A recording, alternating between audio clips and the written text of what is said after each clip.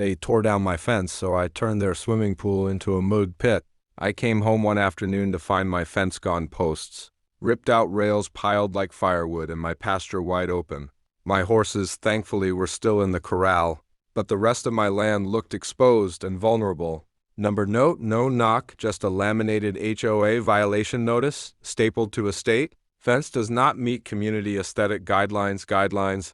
I'm not even part of their community. I own 80 acres.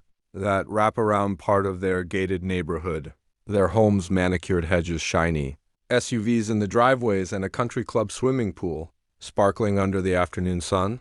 My side real pasture weathered fences grazing animals, and the honest smell of dirt and hay. The HOA didn't like that my fence blocked the view from their fancy walking trail. While I was at work, they'd hired a crew and bulldozed it, no permission. No conversation, just arrogance. I followed the deep tire tracks through my grass, straight to the contractor's yard. When I confronted him, he casually admitted they'd been hired by the HOA president herself. They thought I'd be forced to rebuild the fence on my own dime. They thought wrong. See, what the HOA didn't realize was that I had something. They relied on something far more important than a pretty fence. A well, not just any well, but the one that feeds fresh water to their beloved country club swimming pool and the clubhouse bathrooms their members couldn't live without decades ago. Before that neighborhood even existed, the original developers approached my dad with a handshake deal, free use of our well in exchange for allowing us access through their new paved road. No paperwork, no easement, just neighborly trust. That trust got bulldozed right alongside my fence. Very next morning, I walked down to the pump house that sits squarely on my land.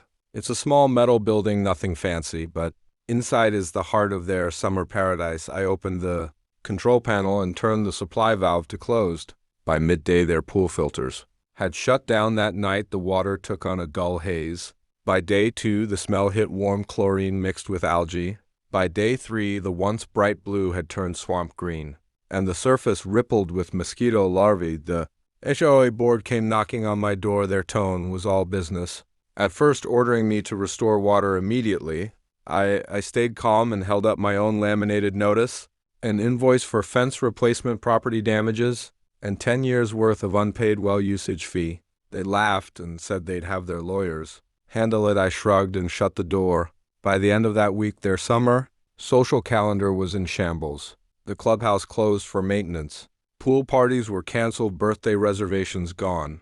Parents complained on their community Facebook group, demanding answers. Guests called the clubhouse demanding refunds. The